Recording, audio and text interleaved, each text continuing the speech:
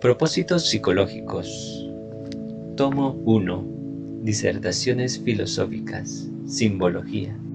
¿Qué es la yoga?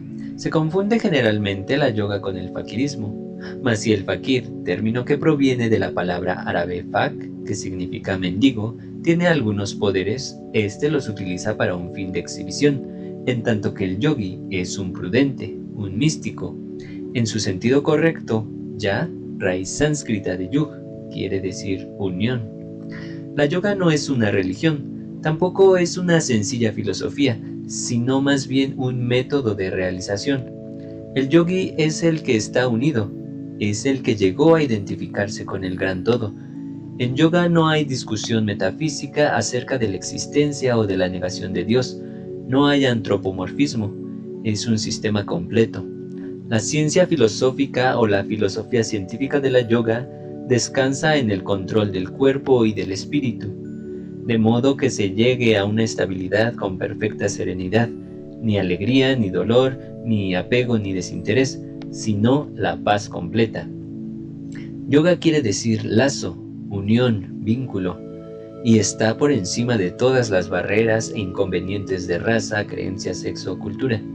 Este sistema ofrece a todos la posibilidad de un entendimiento y ahuyenta toda frontera religiosa.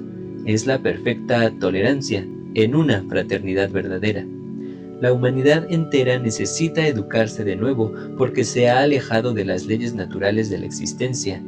Los yogis, ya sean ascetas aislados en cuevas del Himalaya, o peregrinos de la India, o estén mezclados entre la multitud de las grandes urbes, permanecen inmutables, imperturbables y destacados frente a las reacciones comunes de los hombres, pues vibran en una tonalidad universal.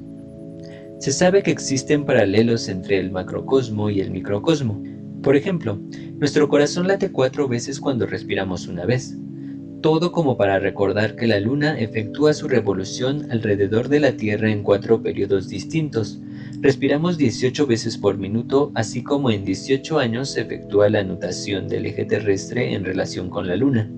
Las 72 pulsaciones por minuto del organismo son como los 72 años que tarda el Sol en su movimiento aparente para retrogradar 1 grado sobre la elíptica, así como las 25.920 veces que respiramos en 24 horas.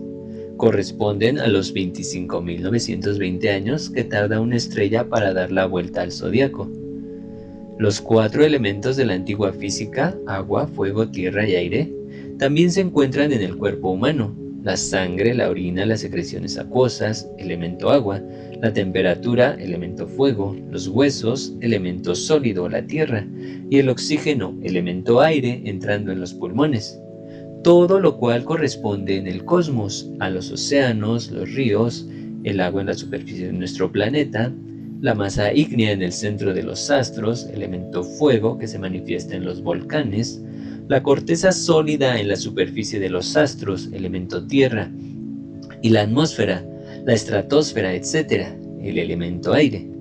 Cuando se equilibran los elementos de nuestro organismo con los del universo, llegamos a vibrar en una misma pulsación y escapamos así del estado de diferenciación que es el que nos hace luchar a cada instante de nuestra vida en ambientes donde no hemos hallado nuestro sitio. De este control material está erigido el principio de la yoga, por medio de la cual tratamos de identificarnos con el gran todo, merced a ejercicios especiales, las asanas. Nuestro cuerpo está constituido principalmente por 7 núcleos neurofluídicos, que son la emanación de las 7 principales glándulas endocrinas. Se sabe que el átomo está constituido por un núcleo central alrededor del cual giran los electrones satélites, así como alrededor del Sol giran los planetas. Siempre este paralelismo del macrocosmo y microcosmo. Y el género humano se halla entre estos dos planos, con nuestros 7 chakras, centros electromagnéticos de nuestro cuerpo, como una reproducción de un diminuto universo donde los 7 planetas tradicionales son también los puntos electromagnéticos que influyen en la humanidad. Se ha notado y es de decirlo, que otras identidades de vibraciones a las de los 7 planetas, las 7 glándulas, los 7 colores, las 7 notas musicales, etc., están en la misma categoría de vibración, lo cual viene a apoyar la teoría de una posibilidad de asimilar nuevos conocimientos, de desarrollar otras facultades y de comprender, en una palabra, casi sin estudios o análisis, los diversos planos de la existencia, sencillamente identificándose a esos dominios. Y esto se logra por medio de los ejercicios físicos psíquicos al alcance de todos. Enfermedades vencidas, desarrollo mental, iluminación de nuevas cualidades, virtudes supranormales, todo es controlado gracias a un sistema que demuestra sus resultados desde hace milenios, la yoga.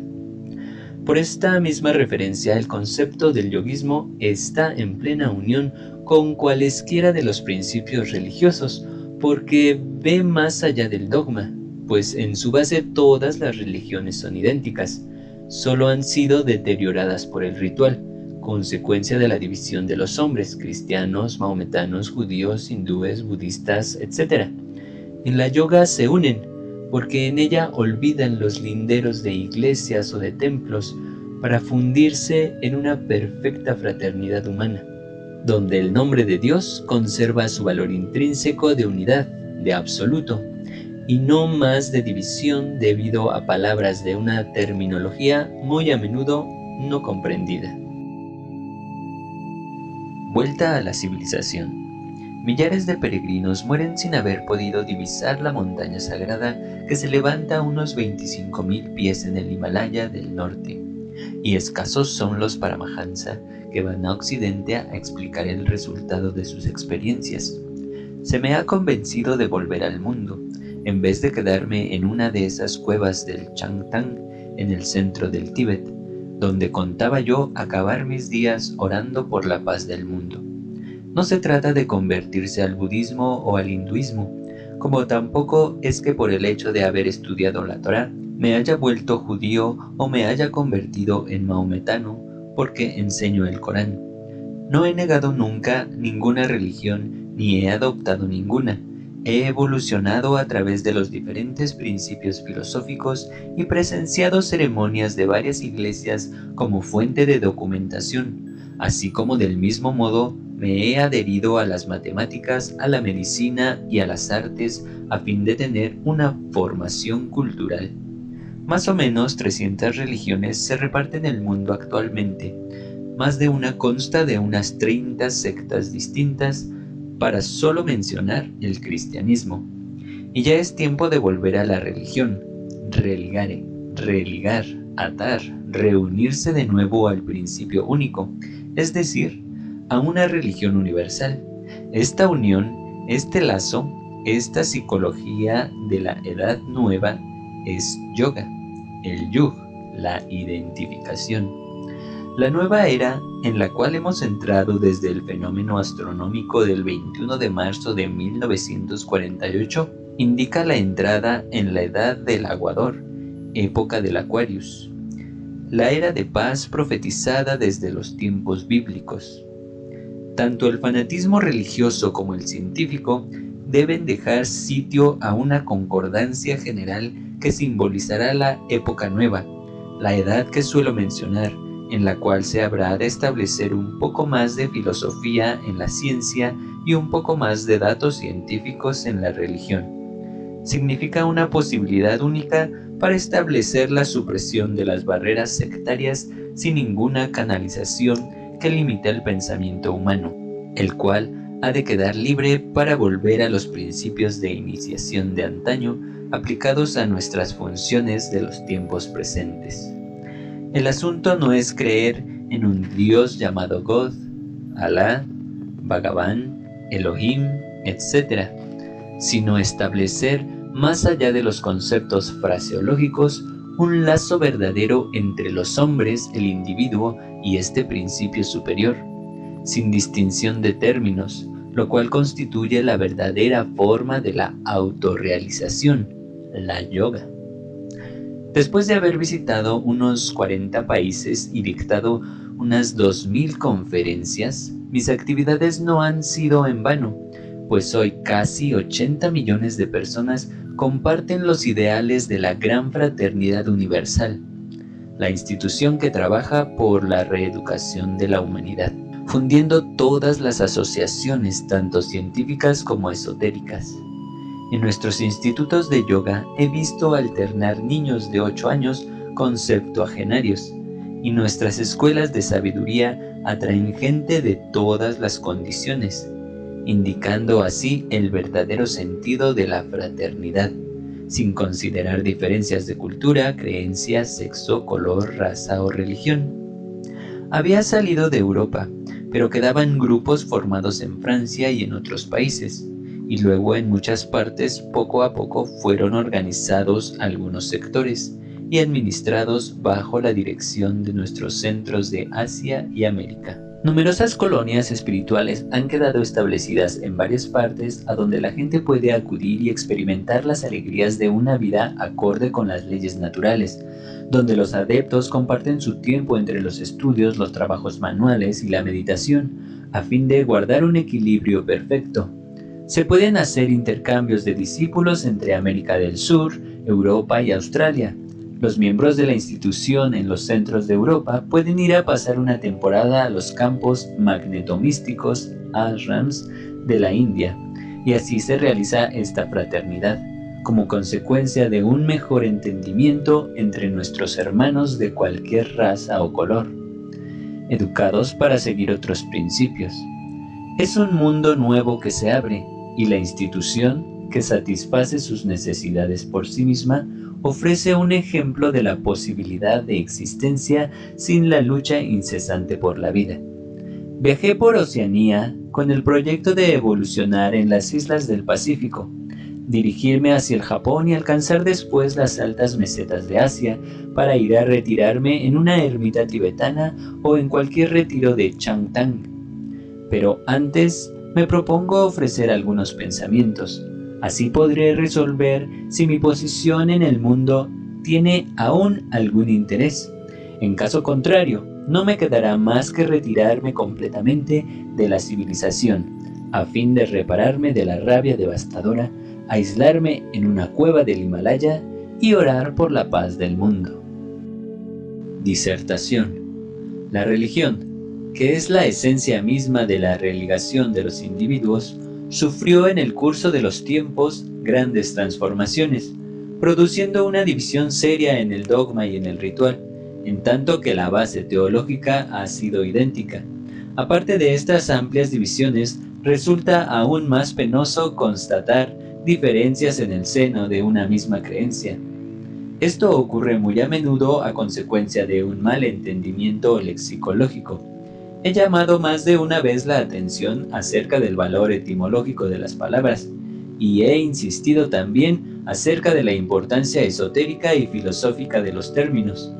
Las bases teológicas fueron en el curso de los tiempos fincadas con principios al alcance del entendimiento de autoridades competentes, y no para ser dadas como pasto a la masa profana.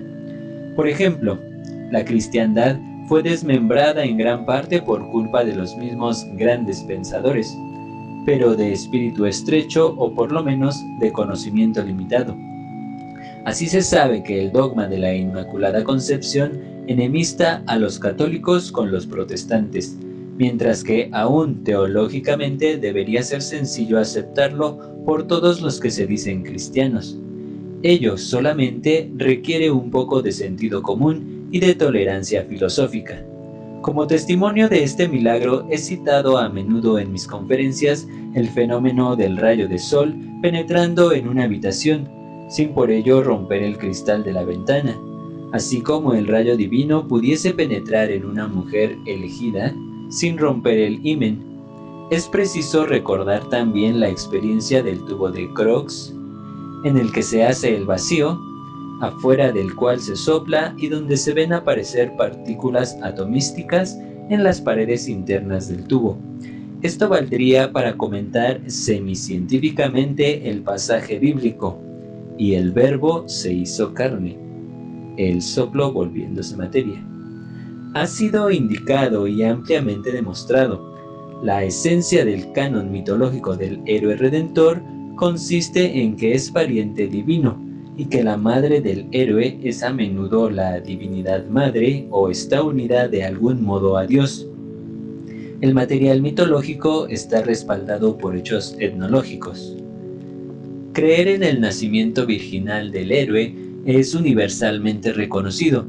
El principio prevalece en América del Norte y del Sur, en Polinesia, en Asia, en África y en Europa.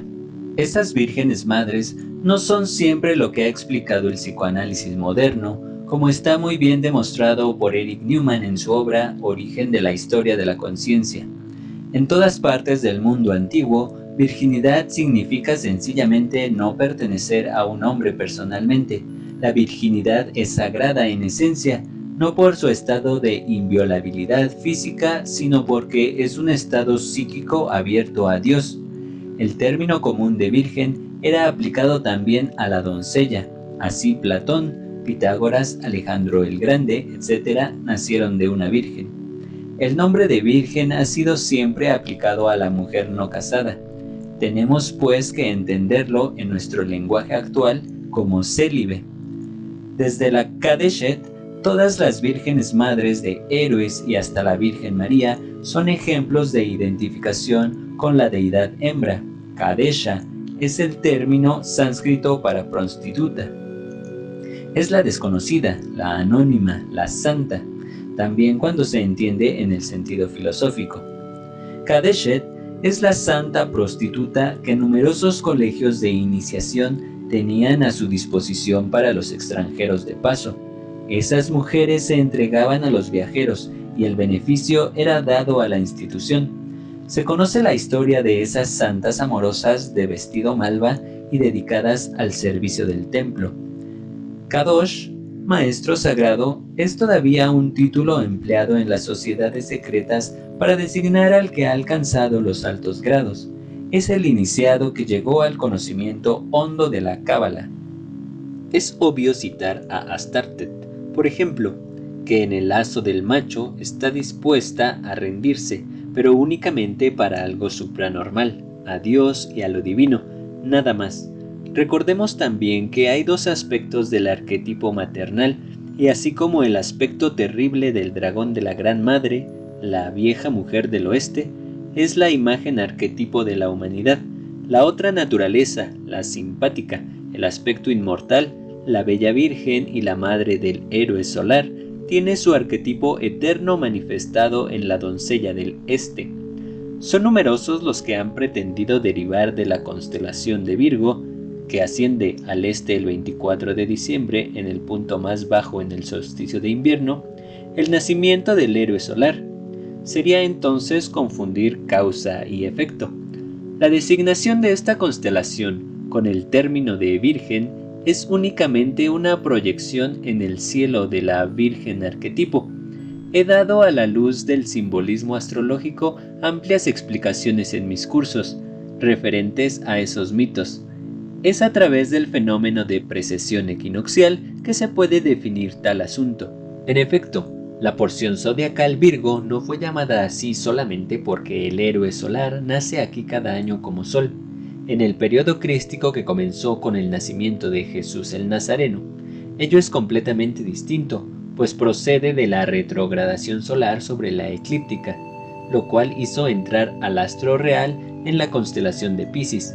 Se conocen todos los símbolos de los peces marcando los emblemas del Cristo, y situó a nuestra tierra enfrente de la constelación de Virgo, la Virgen dando a luz al Cristo cósmico. Casi todos los héroes nacieron de una madre mortal y fueron hijos de dioses inmortales. El mito griego es muy significativo a través de Dioscuros, cuya madre en la misma noche concibió un hijo inmortal mediante el abrazo de Zeus y un hijo mortal de su esposo Tiándaro. Aparte de Dioscuros y Heracles, nacidos de Zeus, y su hermano gemelo Anfitrión, se puede también citar a Perseo, Ión, Rómulo, Budá, Carna, Zoroastro, etc., etc. También se considera que la madre de Jesús fue impregnada la misma noche por Poseidón y por el rey Ageo. Las imágenes primordiales que representan a la madre a través del héroe como virgen unida a una divinidad demuestran los elementos esenciales de la experiencia prepatriarcal de la mujer. Este estado primario del matriarcado está reconocido sobre todo a través de la modificación del mito del héroe en su forma patriarcal última. Un ejemplo llamativo es en el caso de la Gran Madre como única y verdadera creadora en Osiris muerto y regenerado por Isis. En consecuencia, está impregnada por un progenitor supranormal y divino. En las fiestas de Edfu, en Egipto, simultáneamente a la consumación del abrazo de Horus, era dada la inmediata concepción del joven rey Horus. En las asociaciones de hombres, en las sociedades secretas, etc., el origen proviene siempre de condiciones matriarcales y constituye el complemento natural de la supremacía del matriarcado. Con su experiencia personal, el ego reconoce su afinidad específica con el mundo de los hombres y también debido a su distinción de la matriz femenina. La iniciación en el clan hombre es un misterio, una liberación de conocimientos secretos que siempre gravitan alrededor de la alta masculinidad. Este punto, sin embargo, no tiene acento fálico como lo pudieron pensar algunos. El contenido no es sexual como en numerosas iniciaciones de doncellas, sino al contrario, es el contrapolo, o sea, el espíritu.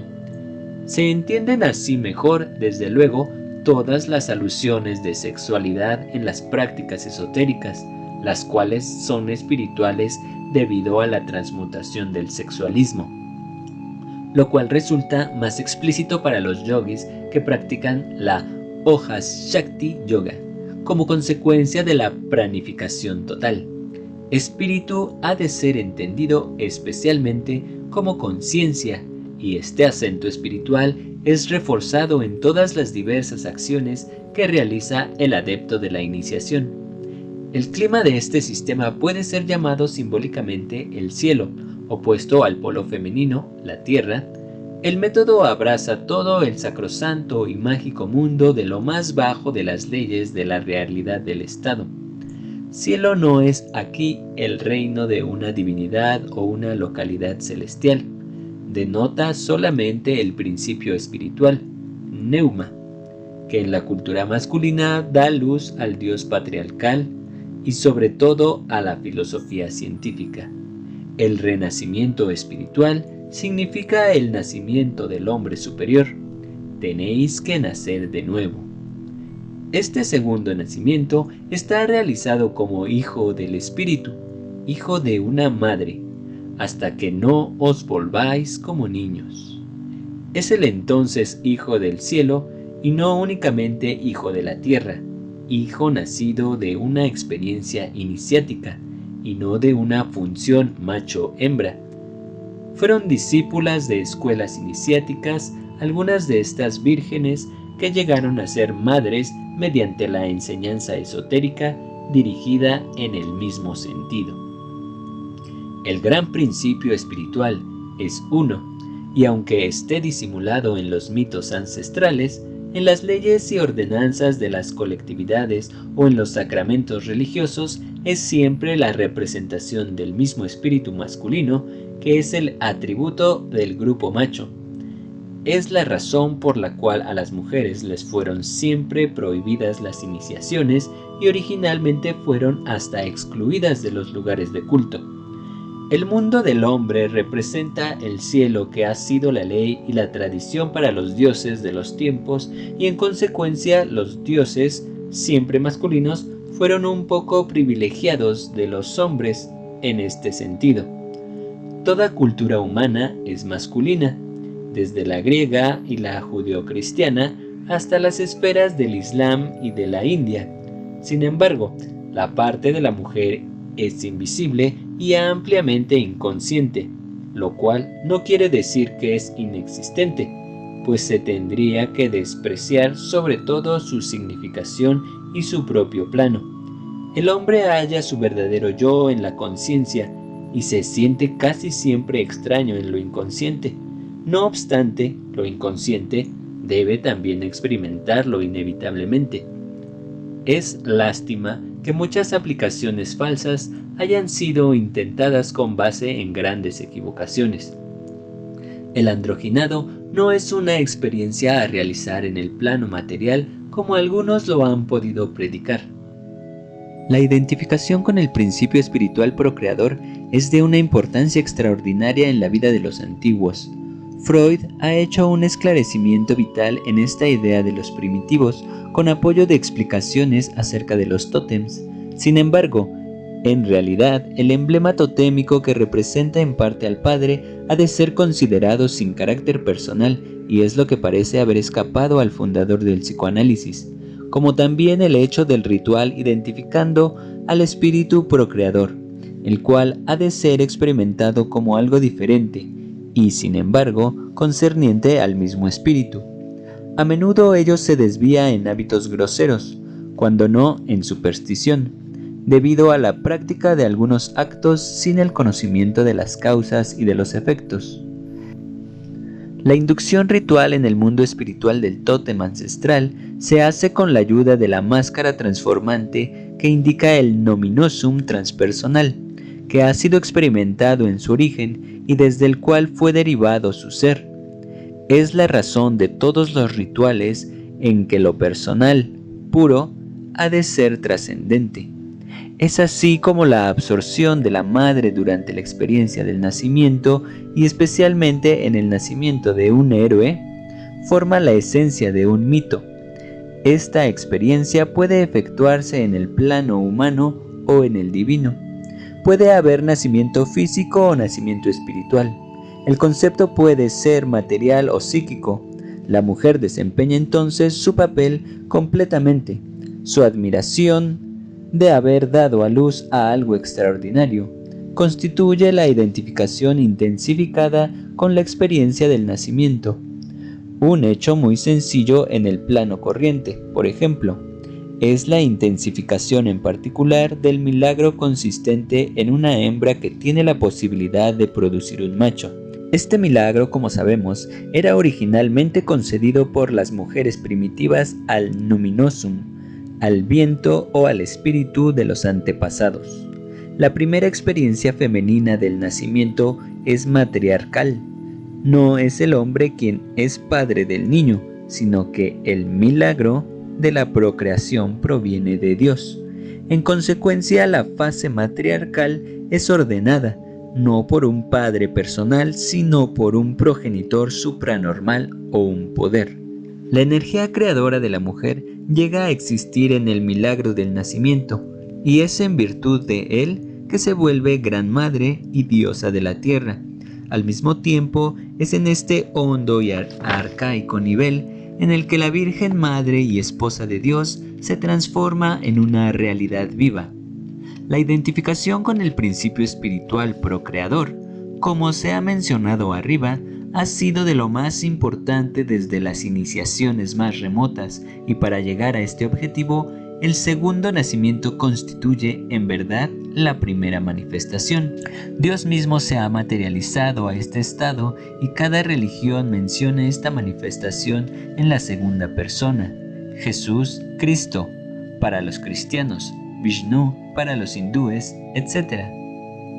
Los héroes no son Dios, pero aparecen como hijos de Dios. El héroe ha de identificarse también con lo que se llama en términos masculinos cielo, y esta identificación culmina en sensación cuando se llega a ser hijo de Dios, materializando así el todopoder del cielo, lo cual es como repetir que los héroes son concebidos divinamente. Jung ha demostrado que solamente un 2 veces nacido es un héroe, y esto abarca a todos los que han sufrido el doble nacimiento. No es solamente entre los primitivos donde se encuentra este renacimiento como base de los ritos iniciáticos, sino que también constituye el objeto tanto de los misterios gnósticos y del brahmanismo hindú, como aún del bautizo cristiano. Sin embargo, es tal vez en el sistema yogi que el hecho es más tangible, pues todo el trabajo y la disciplina constante del adepto consiste en sobrepasarse hasta alcanzar ese estado supranormal. En efecto, todo se resume a un nacimiento en las tinieblas, evolución inconsciente, que necesita perfeccionarse, evolución consciente, para nacer de nuevo en la luz. Partiendo del absoluto, principio inteligente pero inconsciente, da una vuelta a este infinito, todo o nada, a través de un ciclo inconsciente-inconsciente. Lejos de ser sobrenatural, el estado de la iluminación es concebido conscientemente, y este fenómeno psíquico de dualidad, totalmente expresado en los ritos egipcios, fue también 2000 años más tarde teológicamente formulado en el famoso diálogo entre Jesús y Nicodemo, expresado por San Juan en el capítulo 3 de su Evangelio. Hoy también se puede entender la sensación poco común, tal vez, pero no imposible, de ser un hijo de Dios, en vez de el hijo de X o Y. El doble parentesco corresponde a la naturaleza humana, constituida en dualidad debido a un primer nacimiento y a un nacer de nuevo mediante una realización. No existe ninguna razón para discutir sobre las palabras cuando se trata del espíritu, que interviene para animar el pensamiento.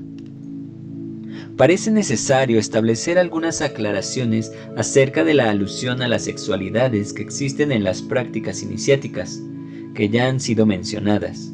Naturalmente, no se puede negar la parte importante que desempeña el sexo en el dominio esotérico iniciático. Por todas partes, los vestigios de índole pornográfica se presentan a nosotros. Sin embargo, sea bien que se trate de los frescos de Pompeya o de las pequeñas estatuas de Cartago o de las pinturas asirias, siempre constituyen una enseñanza psicológica mucho más que una decoración libertina. Más educativos aún son los bajorrelieves egipcios y las esculturas mayas que, por estar relacionadas con los órganos genitales, son de alto alcance filosófico y no son sencillos ecos de prácticas profanas. Llaman más la imaginación los templos de Asia, donde los personajes de piedra no dejan ninguna duda acerca de la naturaleza de sus actos. Son numerosos los viajeros que se escandalizan ante la vista de las esculturas de las pagodas chinas, o bien de las maderas labradas de Benarés, o de las posiciones de personajes abrazados que adornan los numerosos templos de la India. Todo esto llama a la confusión, y así como se ha hecho un libro muy vulgar acerca del gran tratado clásico, el Kama Sutra, también más vale dejar de lado los comentarios y aplicaciones groseras que se cometen del tantrismo tibetano. Naturalmente, el sexo, órgano de vida, no puede ignorarse como materia de evolución espiritual, sea que se trate del control de los sentidos, del control de las emociones o de la transmutación de la energía vital, etc. Pues de todas maneras subsiste como punto de partida, el primer nacido, de cierto modo. Sabemos que los tres principios de la psicología descansan en el equilibrio o desequilibrio de las leyes que rigen la existencia, a saber, la lucha, la conservación y la prolongación de la vida. Al analizar rápidamente esos conceptos, veremos en primer lugar que si los seres varían muy poco en lo que se refiere a su lucha frente a los elementos y que si son mucho más diferentes en sus costumbres, manera de vestirse o nutrirse, en lo que se refiere al acto sexual, cambian totalmente. El abrazo no varía únicamente según las razas, sino en el seno de una misma sociedad. Es importante hacer estadísticas acerca de algunas normas del coito. En efecto, en una misma nación se establecieron estadísticas para conocer el valor dado al acto, y las contestaciones fueron en orden de 12 a 900 veces al año. Resulta difícil levantar estadísticas acerca de las personas normalmente constituidas o sexualmente equilibradas. Sea lo que sea, lo cierto es que el psicólogo se interesa siempre en este asunto por el hecho mismo, pero deja que el complejo sexual permanezca en la base del análisis. Freud ha rectificado más exactamente sobre todo lo que se refiere a la introversión, esos ejemplos psicológicos típicos, pero parece analizarlo de una manera reducida, cuando interpreta la cosa preciosa y difícil de alcanzar como masturbación, pues sabemos que en psicoanálisis tal hecho está considerado como un estado perfectamente natural en la sexualidad infantil. Claro, todo ello es justo si consideramos los hechos simbólicamente. No olvidemos que el psicoanálisis se ha basado sobre aspectos esenciales de la situación mitológica, pero interpretarlo personalizado sería falso. Tomemos el ejemplo del lazo mágico, entre el ritual que representa el acto de matar un animal en el arte paleolítico y matar el animal en la realidad. No existe realidad. Ello no funciona en el sentido en el que el hombre primitivo pensaba entonces que funcionaba. El hombre moderno, en su modo lógico de pensar, entiende primeramente ese trabajo mágico en términos de causalidad y declara entonces que tal conexión causal no existe. Sin embargo, hay que saber que los antiguos experimentaban ese efecto mágico en forma diferente y más correctamente. Así, en todos los casos, el efecto de matar en pintura, escultura o en una efigie cualquiera realmente no es el efecto del pensamiento sobre el animal. Al respecto, Eric Newman, en Orígenes e Historia de la Conciencia, expresa que el poder soberano del pensamiento es muy problemático. Podemos, dice, establecer como un hecho científico que el ritual no ha de tenerse como un efecto objetivo sobre el animal, pero ello no significa que el ritual mágico sea ilusorio, pueril o un sencillo anhelo del pensamiento. La realidad del trabajo mágico radica en la ley de causa-efecto, pero al descansar en el conocimiento hondo de fuerzas superiores, el mago tiene una acción real, y esta realidad constituye el objeto de su ciencia, y el esfuerzo de trabajar en ese sentido se encuentra en su culto y su ritual. Su éxito en el control y en la manipulación de los poderes ocultos de la inconsciencia equivale al esfuerzo de los hombres de ciencia en el control y en la manipulación de las fuerzas del mundo físico. La razón honda del ritual no es el procedimiento natural, sino el control de la naturaleza a través del elemento creador propio del hombre. Cuando el iniciado realiza el mundo y sabe, anima y concibe el verdadero nacimiento mediante la unión de su ego consciente con la parte creadora del alma. Se encuentra en las lamentaciones de Isis para Osiris la siguiente inscripción: ven a tu morada, oh tu columna, ven a tu morada, magnífico toro, señor de los hombres, amado señor de las mujeres. Esta cita es un antiguo papiro, es además una antigua lamentación conocida con el nombre de Maneros Lament, la lamentación de la pérdida de Phallus vivo, el cual es la causa del símbolo de la columna, el Yed, emblema de Osiris, que se halla en conjunto con el toro. Se vuelve a encontrar la identificación de Osiris en el animal itefálico que fue transferido a Horus, pero la significación del Osiris tónico, el bien amado y señor de las mujeres, existe desde tiempos remotos. El mismo Osiris, al igual que Horus, hijo de Isis, es denominado toro de su madre. Así es como en Heliópolis ha sido invocado. Entre los sacerdotes, Sem significaba columna de su madre. Osiris, como Phallus vivo, está relacionado igualmente en Mendes, donde se le ofrecía culto con la cabra sagrada. No se da sin razón un papel importante a cierta reina cuya imagen a través de los tiempos contiene la inscripción Arisinoe Filadelfos, bien amada del macho cabrío. La unión sexual del animal divino con una sacerdotisa sagrada ha constituido un antiguo rito. Una vez más volvemos a encontrarnos en la antigua esfera de la fertilidad matriarcal con sus deidades fálicas. Si avanzamos en nuestra investigación, hallamos relacionadas también con este principio la espiga de trigo, la semilla. Dejemos de lado algunas definiciones muy interesantes. Sin embargo, consultando el idioma copto encontramos que el IT puede significar cebada o padre. Consultar el libro de los muertos o ver la obra Myth and Ritual de Blackman. El desmembramiento de la cosecha y los ritos funerarios de las partidas de Osiris tienen algunas analogías mágicas. El primer símbolo de Osiris es el Yed, representado generalmente con un tronco de árbol de cuya copa salen ramas de todas partes. Isis llevó en Fenicia el cuerpo de Osiris en un tronco de árbol de biblos, gruesa mole de madera que el rey de este territorio, esposo de la reina Astarte, había usado como columna en el hall de su corte. Isis había partido el arca fuera del árbol, pero el árbol fue envuelto, untado y aún en el tiempo de Plutarco fue adorado en Biblos como la madera de Isis. Sería demasiado largo entrar aquí en detalles de criptografía egipcia y ha de basarnos saber que el Yed está representado con una especie de pequeña columna con 4 líneas horizontales en la parte superior. Como muchos otros fetiches de Egipto, el Yed columna muestra claramente cómo las figuras originales han sido humanizadas. Mediante comparaciones con algunas pinturas, se ha establecido que el Yed fue formado con la combinación del sacrum de Osiris, junción última de la columna vertebral, y el tronco del árbol dedicado al antiguo dios de Busiris, sobre el cual fue erigido.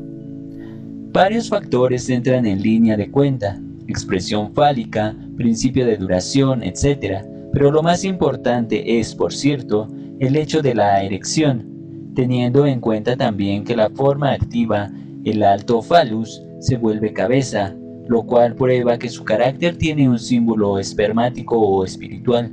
Su sublimación, su erección y la transformación del principio bajo al alzarse a lo más alto constituye la más importante composición del símbolo Yed. En consecuencia, su segmento superior fue identificado más tarde con la cabeza de Osiris. Así, el Yed es el cuerpo material que da elevación al alma solar. La explicación mitológica acerca de la doble esencia de Osiris, la unidad de Osiris y Ra, equivale a la explicación psicológica de la unión de Va, alma terrenal, el centro corporal transpersonal, con Khu, alma espiritual, el cuerpo sutil. Es en esta unión que se halla el misterio de Osiris. Recordemos también que el dios que se concibe a sí mismo está representado más particularmente por el escarabajo Khepri. Simboliza igualmente a B, la tierra, pues en los hieroglifos la tierra y el pensamiento están representados con el mismo ideograma, lo que indica que el alma terrenal es un principio espiritual. Al mismo tiempo es el principio lívido de toda vida terrenal. Asimismo, la forma fálica de Osiris y la cabra o macho cabrío de Mendes, Ba, son siempre identificados con el alma terrenal. Budge describe muy bien esta alma terrenal, Ba, representada con una cabeza humana, halcón, que corresponde al principio de vida del cuerpo, y la momia a su vez representa el alma espiritual, Khu, que es el principio de vida del cuerpo espiritual, Sahu. Aunque Khu es inmortal, su compañera, el alma terrenal, es material o inmaterial según su buen placer. Ba, Khu, Khepri están todos en coordinación. El alma, Ka, es de lo más importante en este proceso, pero es muy difícil definirla con nuestro concepto moderno, pues es una entidad arquetipo.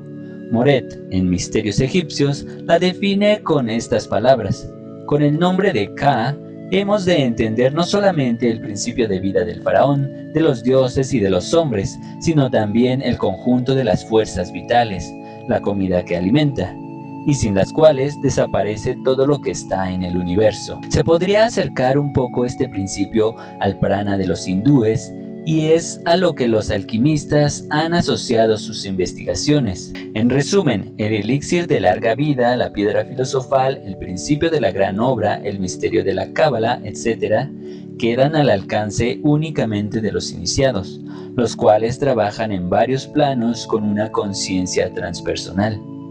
Los hechos no son siempre tan comunes como puede creerlo el profano, y la nueva psicología acaba de entender que los actos, aun los más sencillos, aunque se parezcan a reacciones vulgares, pueden ser animados por altos pensamientos hacia el deseo de perfección. Desde hace algún tiempo se advierte un cambio en la manera de pensar de los hombres. La universalidad de este importante cambio clave de nuestro pensamiento se ha hecho notar a través de la cuerda tónica en la que debe vibrar el espíritu, esencialmente preocupado en la lógica y en el lenguaje científico. Pero fueron pensadores de una escuela muy diferente los que primero señalaron tal sonido. En efecto, son la lógica y la ciencia las que han preparado la armonía, estudio de las transformaciones matemáticas y proyecciones, construcción de sistemas descriptivos alternantes, etc.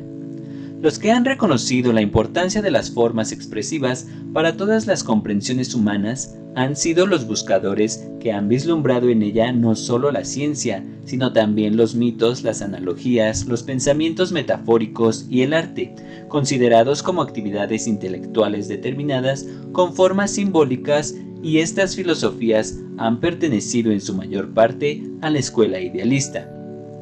La relación del arte, por ejemplo, con la epistemología fue revelada debido a la reflexión del carácter fenoménico de la experiencia y lograda en el curso de la trascendental Gran Aventura de las Ideas, bosquejada por Kant. Sin embargo, el estudio del símbolo y de las significaciones constituye un principio de la filosofía y no un derivado del concepto kantiano o cartesiano. Se podría recurrir a Ernest Cassirer como el que abre el camino a la filosofía del simbolismo, o a Kurt Goldstein o a Louis Arnaud Reid, como también consultar los artículos de Max Krossold, Musik and Mythos in Irem Verhältnis, o acudir a Etienne Rabaut, Les Hommes au point de vue biologique, o a Sir Henry Head en Disorders of Symbolic Thinking and Expression, para sentir en nuestro espíritu esta nueva vía y que una porción de nuestro conocimiento cambia por una idea significativa. El hecho es que encontramos por fin en nuestra época el verdadero sentido del simbolismo. Los símbolos estuvieron siempre de moda y fueron ciertamente una de las primeras expresiones humanas. Pero mientras que en un largo periodo de materialismo positivista, la idea simbólica fue ignorada, ahora creamos una nueva psicología basada, sin duda, en los principios de los símbolos antiguos, pero con una comprensión propia de la nueva era. Numerosos son los autores de obras de filosofía con una nueva clave. S.K. Langer, por ejemplo, ha tenido enorme éxito tanto en la acogida del gran público como a través de los ecos elogiosos de la Universidad de Harvard por su estudio del simbolismo de la razón, rito y arte, el cual ha hecho decir a Irving Edman: creo que Langer ha elaborado una clave según la cual será compuesta una gran parte de la filosofía de los años futuros. En su libro Philosophy in a New Key, agrega Langer: el edificio del conocimiento humano se yergue delante de nosotros, no como una colección de informes con determinado sentido, sino como una estructura de hechos que son símbolos y con leyes que son sus significaciones. Un nuevo tema filosófico fue construido para la edad que viene, un tema epistemológico, la comprensión de la ciencia. El poder del simbolismo constituye ahora una modalidad, tal como antes la finalidad de las referencias de lo sentido constituyó la modalidad para una época concluida. Se trata de un problema que empieza con una primera expresión, la pregunta. Toda técnica en relación con las preguntas radica en la manera de enunciarlas y limita las respuestas, buenas o malas, que se puedan dar. Sin embargo, a menudo no enunciamos la pregunta o fingimos dar una respuesta. El Nagasena, muy familiar para el modo de ver de los budistas, dice que existen preguntas que no merecen respuestas. En mi libro, Misticismo en el siglo XX, página 114 de la edición inglesa, cito esta enseñanza que insiste en 4 tipos de preguntas. Primera, algunas preguntas pueden recibir una respuesta definitiva. Ejemplo, ¿todo aquel que nace debe morir? la respuesta decisiva es sí. Segunda, algunas preguntas reciben la respuesta por un desdoblamiento. ¿Cada uno renace después de la muerte? Respuesta, los liberados de las pasiones, no, pero el que está aún bajo el imperio de los deseos debe renacer. Tercera, algunas preguntas reciben sus respuestas mediante una contrapregunta. ¿El hombre es superior o inferior? La contrarrespuesta es ¿con respecto a qué? Respecto al animal es superior, respecto a Dios es inferior. Cuarta, finalmente hay algunas preguntas a las que se debe poner coto. Los agregados, skandhas, ¿son los mismos que el alma, sattva? En efecto, la filosofía persiste caracterizada más bien por el modo de formular los problemas que por la solución de estos. Sócrates, por ejemplo, no siguió complementando el pensamiento jónico y poco quiso aportar a la física especulativa. No propuso nuevas respuestas, pero sí formuló preguntas y por ello presentó nuevas concepciones y una perspectiva enteramente diferente en la filosofía griega. Su enunciación en una pregunta sencilla pero sorprendente, como ¿qué es la verdad? O ¿qué es el saber y por qué deseamos adquirirlo?, encierra el nuevo principio de explicación, la noción de valor que la caracteriza.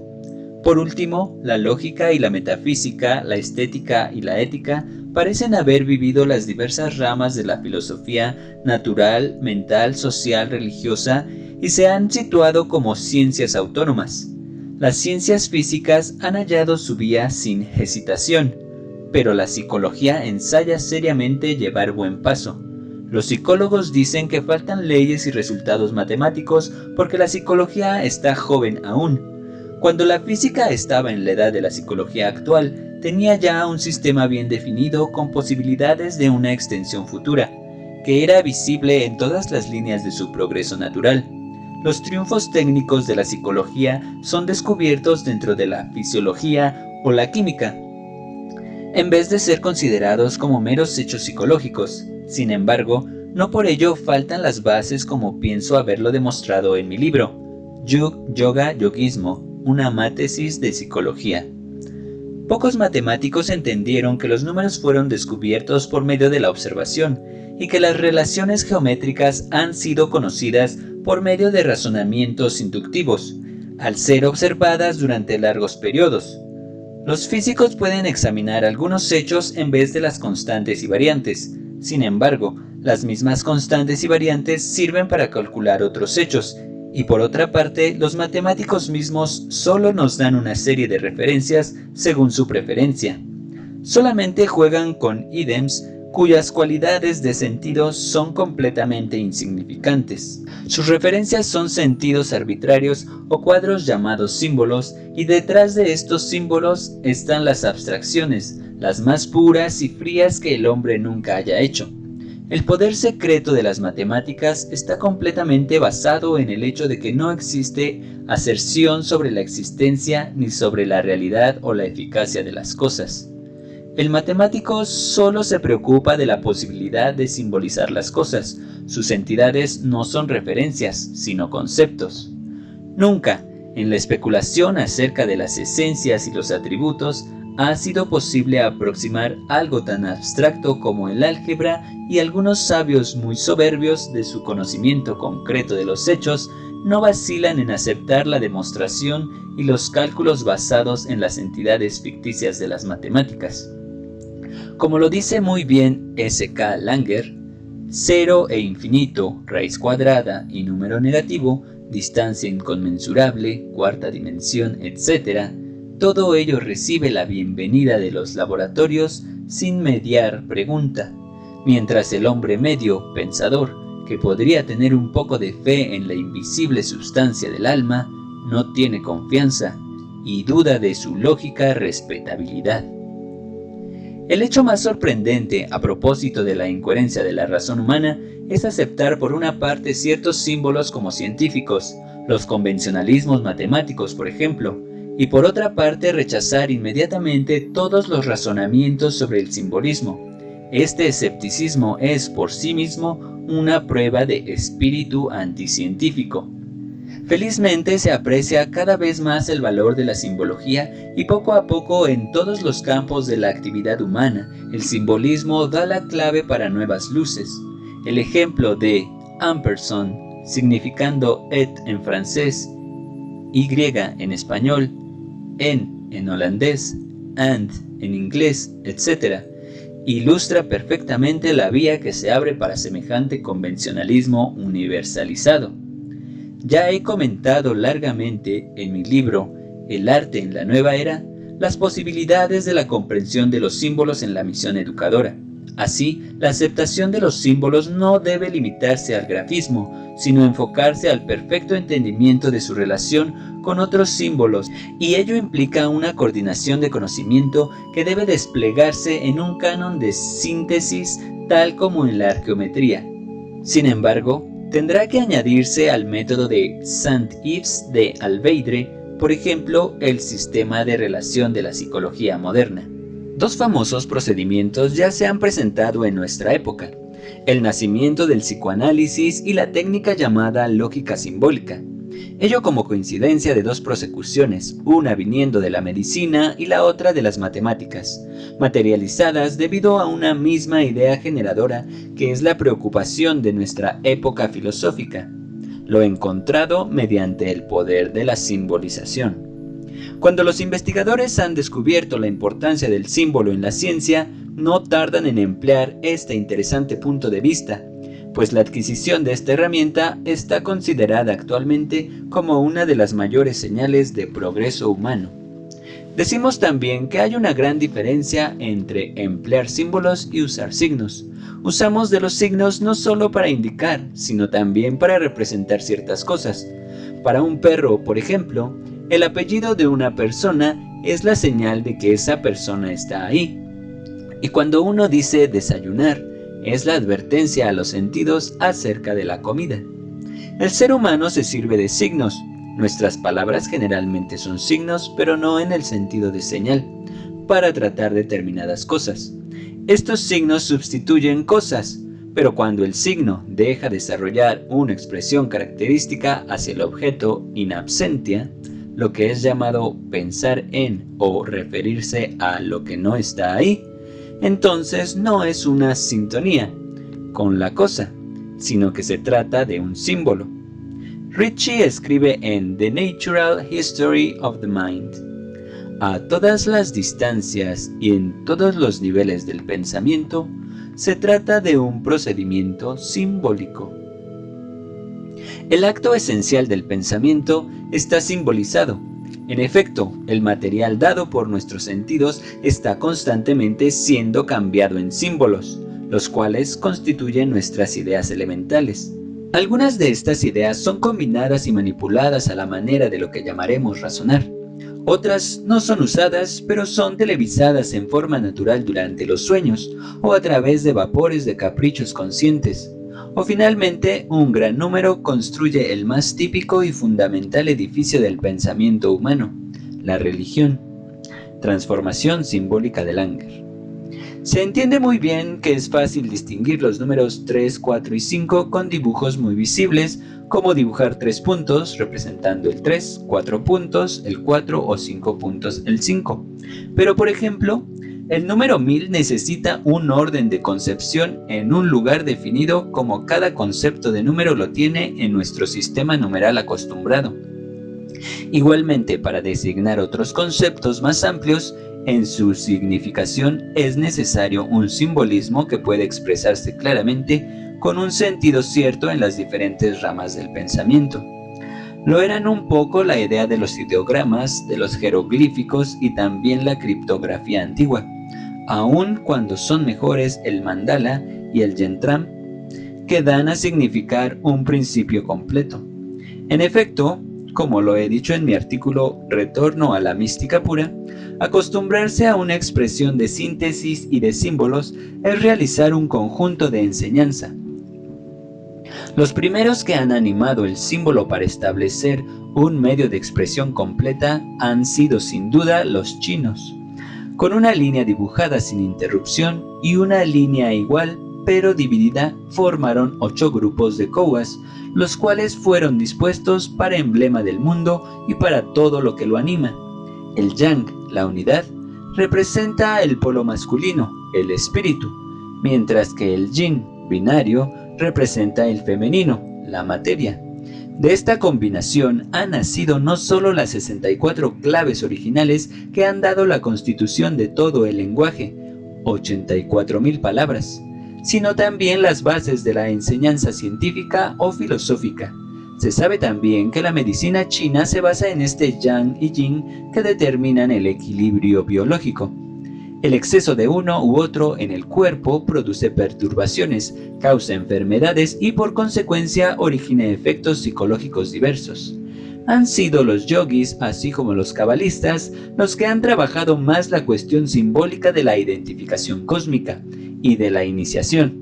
En este dominio permanece sobre todo la búsqueda del equilibrio entre el macrocosmo y el microcosmo, con el objeto de producir una pulsación universal mediante una reproducción del principio de que lo que está abajo es como lo que está arriba. De la misma manera, establecemos con nuestros medios prácticos, físicos y materiales un paralelismo con algunos hechos y medios antiguos, hasta remontarnos al origen para finalmente reintegrarnos a la fuente misma. Todas las investigaciones convergen siempre hacia la verdad, aunque por medios diversos que tienden generalmente a encumbrarse al origen o a la fuente. Nunca son las filosofías y las religiones más que sencillas descripciones intelectuales o emocionales, pues en realidad hay que alcanzar una experiencia a través de la realización íntima y personal. Los diferentes sistemas, creencias o dogmas solo son ideas a propósito de la verdad. Igualmente, las palabras no son hechos, sino que en todo caso son referencias a propósito de, en que solo se trata de la cosa. ¿Es posible tener un conocimiento intuitivo como Bergson parece querer describirlo? Ver el pensamiento y el movimiento. Ensayo sobre las nociones inmediatas del conocimiento. Introducción a la metafísica. Se trataría de un simbolismo perfectamente racional no conocido en el lenguaje, no de un simbolismo formulado y por lo tanto deformado, sino del producto de un simbolismo ostensible que el pensamiento podría interpretar pronto y retener en una disposición o actitud. Esta intuición es una de las más altas facultades del pensamiento, que en nada tiene relación con el vago presentimiento o el producto de la imaginación de los sueños. Es lo que en Oriente ha sido llamado a veces el ojo del espíritu, o buddhi. Lord Russell lamenta que no podamos construir un lenguaje que pudiera expresar todas las relaciones mediante relaciones análogas. De esa manera, no estaríamos tentados a construir mal el lenguaje, al igual que una persona que conoce el objeto del mapa mercatoriano, si no lo usa con desenvoltura para ver en sus términos, realiza mal las grandezas relativas de las superficies. Yo no niego, por otra parte, continúa, la importancia o el valor en su propia esfera de una especie de filosofía que está inspirada por nociones éticas. Wittgenstein lo explica diciendo: la mayor parte de las proposiciones y temas que fueron inscritos sobre bases filosóficas no son falsas, sino que carecen de sentido. Lord Russell, en Mysticism and Logic, ilumina largamente el método científico en filosofía, como ya he hablado de ello precedentemente. El trabajo ético de Spinoza, por ejemplo, aparece como de la más alta significación, pero lo que es más valedero en tal trabajo no es la teoría metafísica, sino que la naturaleza del mundo puede ser erigida, y no es algo que no puede ser demostrado o contradicho con argumentos. En efecto, confluimos una vez más a la idea de un simbolismo generalizado. Sin embargo, el simbolismo, antes de ser coordinado en una síntesis, debe ser estudiado en particular, y de ahí que encontraremos mayores bases en todos los dominios y por fuera de la cuestión del esoterismo. Así, por ejemplo, los elementos representados por la cámara de retratar son mucho más numerosos que los elementos representados por el lenguaje. Es por eso que la fotografía, para identificar a una persona, tiene mucho más valor que todas las descripciones. La fotografía no consta de vocabulario, es como la pintura, como el dibujo, etc. Existe una técnica, pero la ley que gobierna esta técnica no puede propiamente llamarse sintaxis, puesto que tampoco existe lo que puede llamarse metafóricamente palabras. Como no hay palabras, no puede haber diccionario respecto a significación de líneas, de sombras y de otros elementos de la técnica pictórica. S.K. Langer, en Formas discursivas, página 77, prosigue la idea así. No hay un complejo de otros elementos que sea equivalente a esto todo el tiempo, como 2 más 2 es equivalente a 4. Ningún símbolo discursivo no puede ser definido en equipos de otros, como los símbolos discursivos pueden. Estoy en principio conforme, pero también ambos sabemos que nunca fue eso probado, que 2 y 2 suman 4. En matemáticas existe una diferencia entre prueba y demostración, y de ahí que J. Newton ha demostrado la igualdad, pero nunca la ha probado. Se conocen también todas las posibilidades de las matemáticas esotéricas, de la ciencia numeral, la simbólica, la genética, etc., así como los valores ocultos con las progresiones teosóficas. Pero, ¿acaso se conocen los diversos resultados que se pueden obtener? Puedo recordar igualmente que el cuaternario no está simbolizado por 4, sino por 2, 2 al cuadrado. Estos conocimientos han sido meditados a través de la cábala. Sin duda han sido menos tratados por la notárica, notaricón, que por la guametría, la cual analiza los símbolos matemáticos mucho más que la geometría, por ejemplo. Finalmente, para comprender la significación de los símbolos, una alta facultad del pensamiento es necesaria, la intuición, aun cuando queda en esa forma una palabra vaga, sobre todo cuando se piensa que debe abarcar comprensión, reproducción y uso. Es difícil imaginar así tal intuición. Quizás sea preferible decir periodo óptimo de estudios. Una vez más, insistimos en que no se debe confundir los símbolos con los signos. Principalmente hay que comprender toda la significación esotérica y el sentido invisible del símbolo. Émile Durkheim, quien hizo un estudio bastante profundo acerca del totemismo, formas elementales de la vida religiosa, advierte la falacia de ver las prácticas de un sencillo culto al animal y dice, por ejemplo, como conclusión, la imagen de la criatura tótem es más sagrada que la criatura tótem.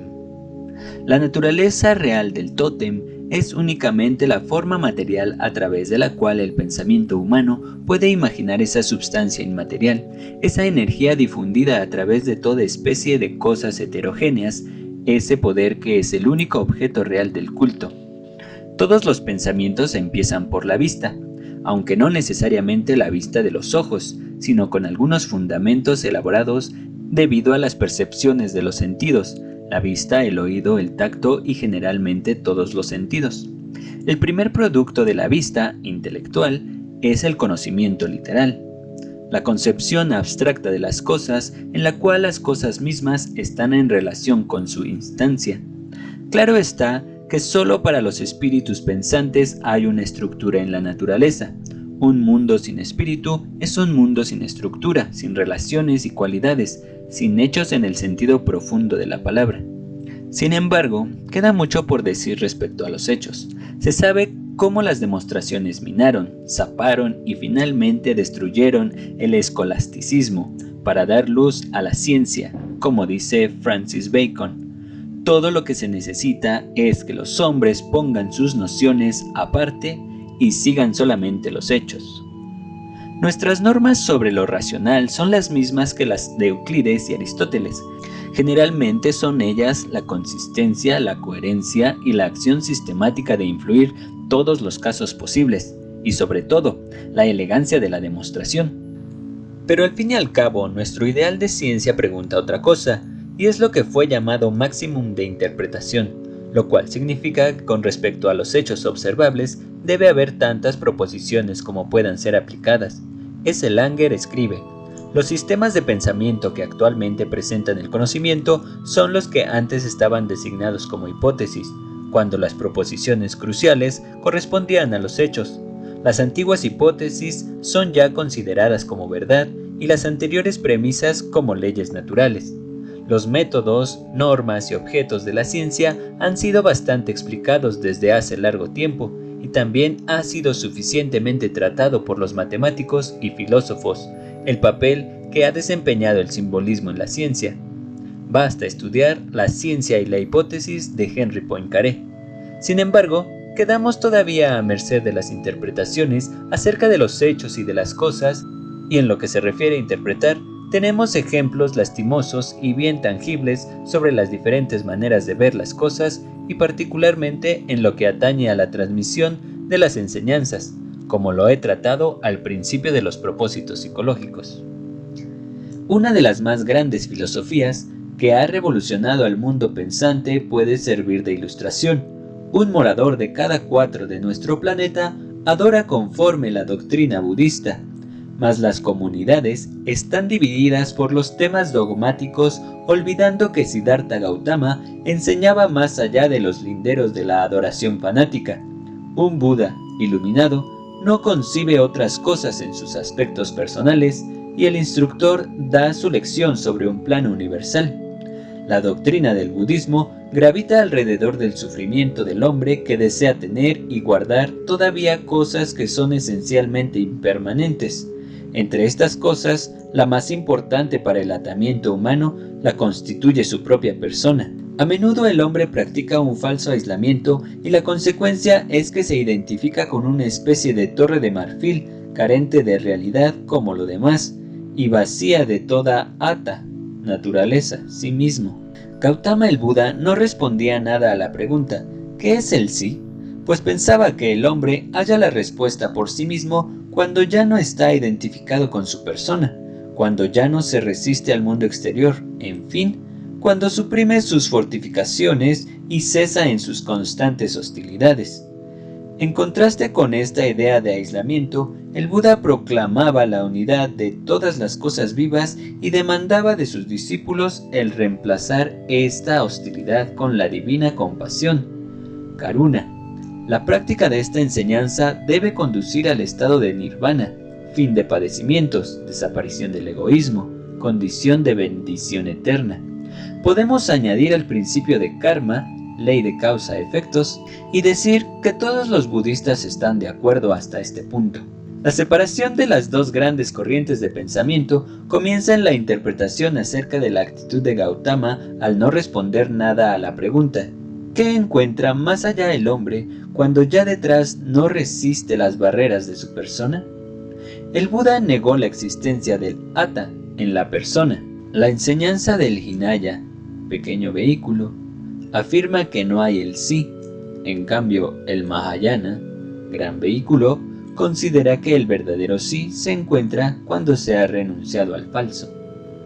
Cuando el hombre ya no ensaya identificarse con su persona y no la usa para resistirse a la vida, piensa que el sí es mucho más que su ser y que comprende todo el mundo.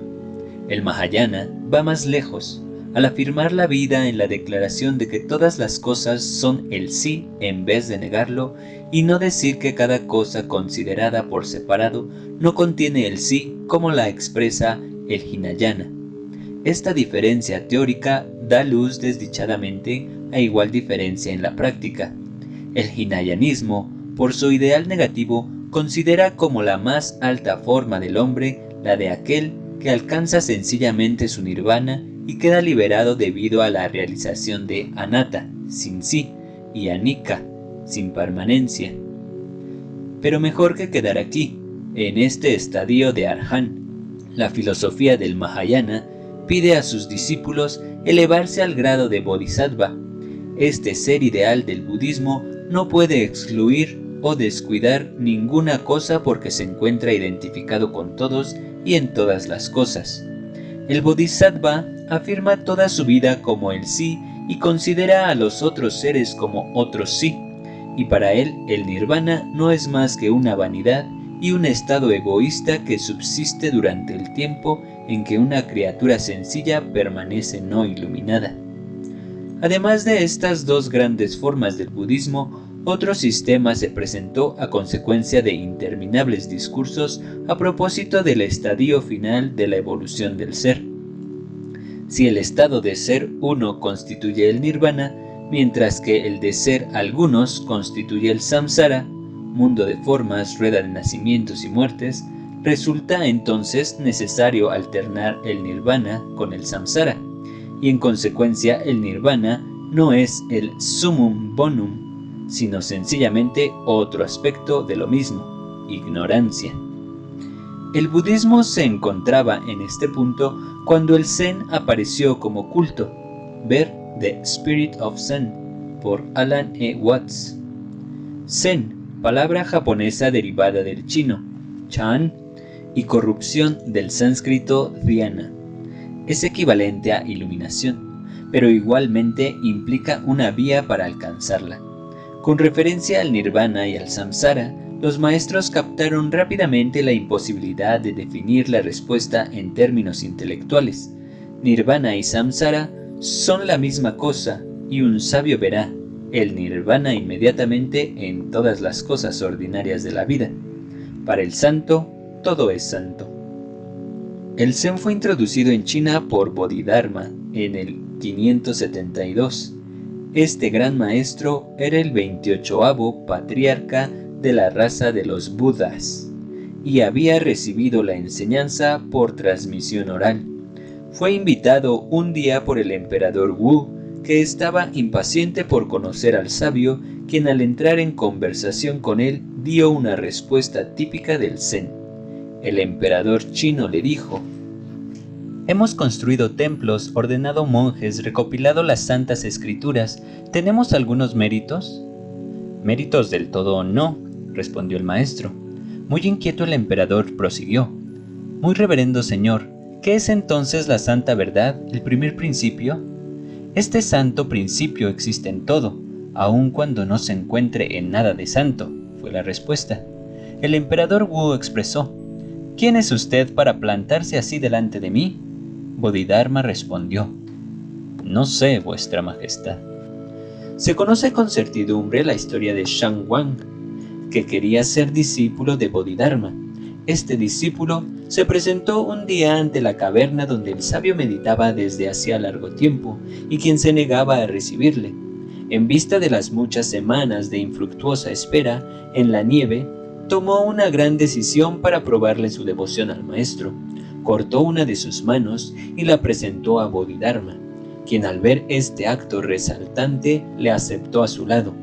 La primera demanda de Shan Wang fue pedir al maestro la tranquilidad de su espíritu. «Señor, mi espíritu me molesta, cúreme».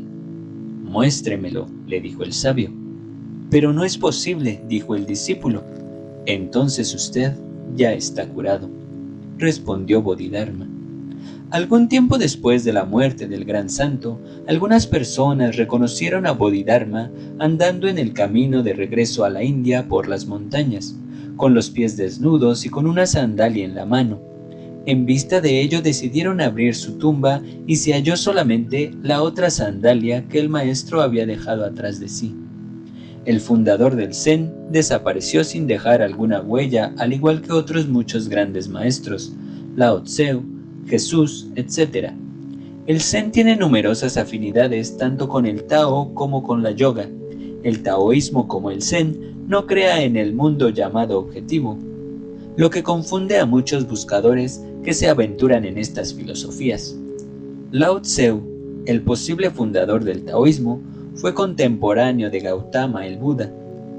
Cuando más tarde el Zen fue introducido a China, la filosofía de Lao Tse ya había quedado relegada a la mitología y las supersticiones, en tanto que el confucianismo había pasado a ser la religión de las muchedumbres.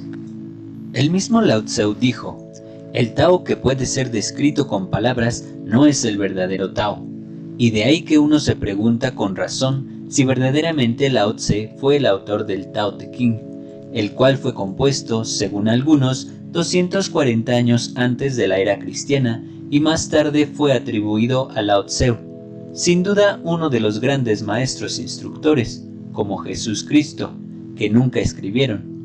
Poco a poco las filosofías originales pierden su verdadero sentido para convertirse en dogmas, bien sea que se trate del Zen, del Tao o de la yoga, pues una vez puestos en doctrina, los métodos se vuelven ritos fanáticos donde el espíritu real queda perdido. Si se observan todas las similitudes entre el discurso de Benarés hecho por Gautama el Buda y el sermón de la montaña de Cristo Jesús, es fácil también hallar bases comunes para todas las otras religiones. A la pregunta, ¿en qué consiste la iluminación?, un maestro zen respondió, vuestros pensamientos diarios. Otro sabio chino, a la pregunta, ¿qué es el Tao?, respondió que el Tao es la vida acostumbrada. El maestro Pai Chang explicó el zen dándole solo el significado siguiente: come cuando tengas hambre, duerme cuando estés cansado, etc. Fue Lin Chi quien declaró: el verdadero discípulo de la religión nada tiene por hacer sino vivir su vida tal como la ha hallado en las diversas circunstancias de este mundo. El zen es así, una transmisión especial de iluminación aparte de las escrituras, ninguna dependencia acerca de las palabras y las letras, es una punta directa hacia el alma humana, es la vista en nuestra propia naturaleza.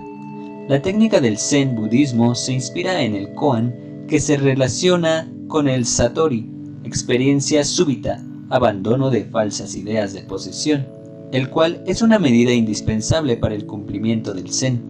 Existen 1700 kowas, pero no todos son necesarios para la completa comprensión del sistema.